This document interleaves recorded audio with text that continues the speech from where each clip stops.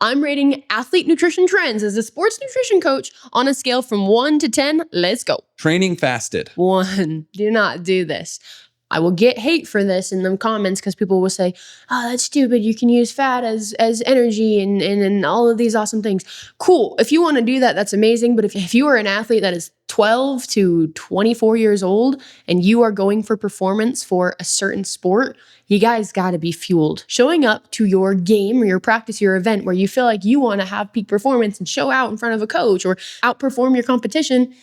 If you show up on an empty tank, how do you expect yourself to do that? Showing up on an empty tank is like a race car showing up to a big race on an empty tank.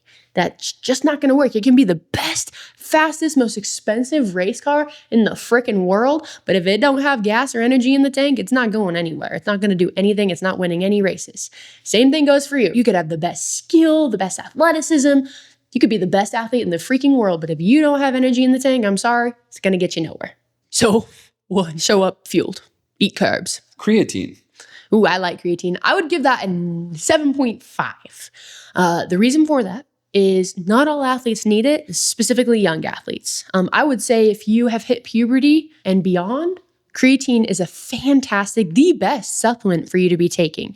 Younger athletes that are teenagers and still going through puberty, I personally do not recommend it because there's not a whole lot of studies and literature out there that have tested creatine on that demographic, that age of kids. So if you have hit puberty, if you are lifting in the gym, if you want to increase your strength and power, creatine is amazing. And yes, take it. Eating organic foods. Eating organic, I would give that a 7 as well. Like, organic foods, there's nothing bad with organic foods. It's amazing. Are they expensive? Yes.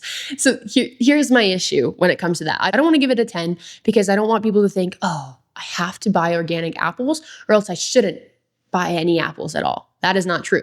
I see a lot of people saying, well, these potato chips are organic, but these carrots aren't. Therefore, I'm going to eat these potato chips. I wouldn't say that either. We just wash the carrots very well, right?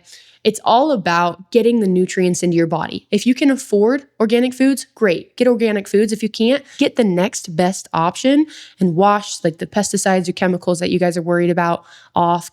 Wash it in baking soda, get it off there, and just fuel your dang body with fruits, veggies, and whole foods that God gave us on this great green earth. Pre-workout. I'd probably give that one a 3. There's a lot of pre-workouts that have like a big blend of different substances and different supplements within the one supplement itself.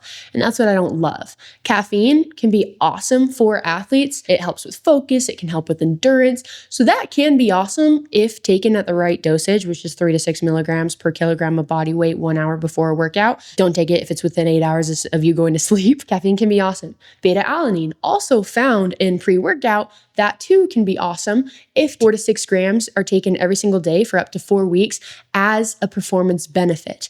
But I don't love the pre-workout in itself because usually it's used by kind of gym rats who aren't getting great sleep and are using it more of a Band-Aid instead of a performance enhancer aid. Wearing a hoodie to sweat more. 2, for the athletes I coach, I've seen kids in the past see a really amazing athlete run with a hoodie and get really sweaty with a hoodie and say like, sweat equals hard work. I'm gonna wear the hoodie so I can look like I'm working too. Sweat does not equal how hard you've worked or how good of an athlete you are. I do see the like wrestling, boxing kind of weight class world do this a lot. I get it. You guys got to make weight. I'm not going to claim to be an expert in the wrestling or boxing or weight class world. I don't love the thought of dehydrating yourself to make weight. So overall, I'm going to give that a 2. Carnivore diet. I got a lot of 2s rolling in here today.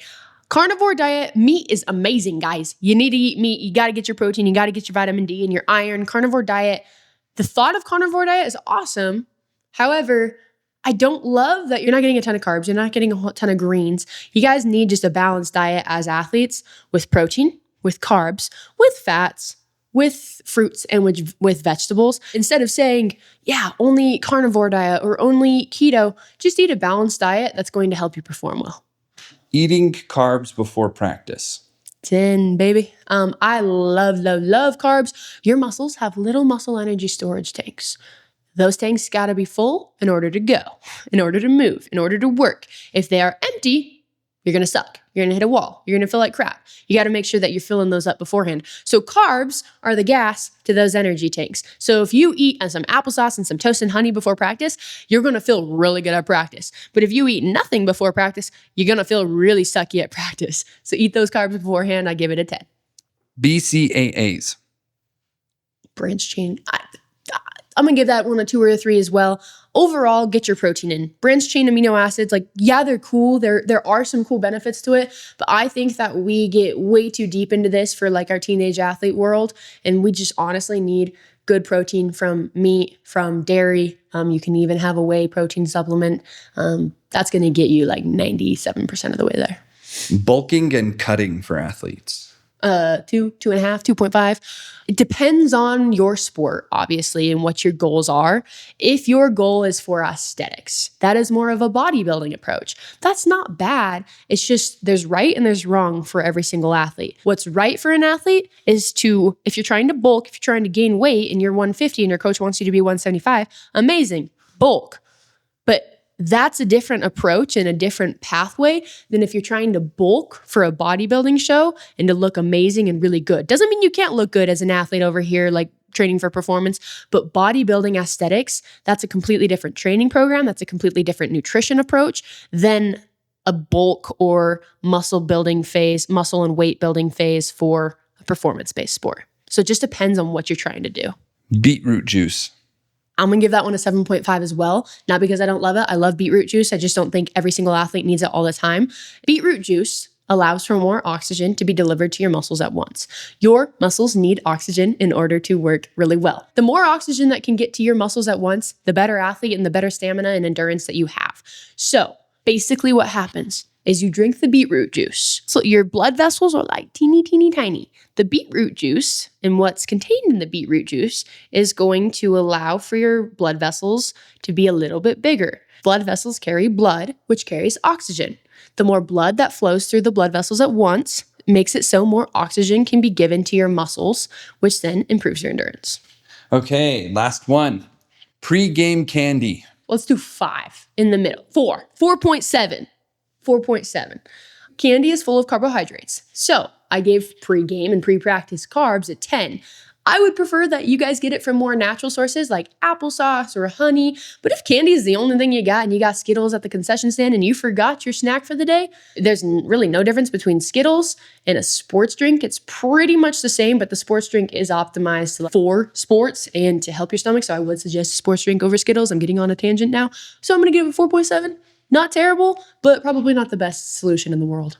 Now, I've got to address these trends for a reason because there's a lot of noise out there. There's a lot of people telling you guys to do a lot of different things, and it can get confusing. If you feel like you need a little bit of guidance, if you feel like you just want a plan to follow to get you from point A to point B and to hit your goals as fast as possible, that's what we're here for. That's what my job is. We have a coaching group where we do that. I'm going to put the link in the description. You can check it out. You're going to get a personalized meal plan, hydration plan. You're going to know the supplements that you need to be having to hit the goals that you have.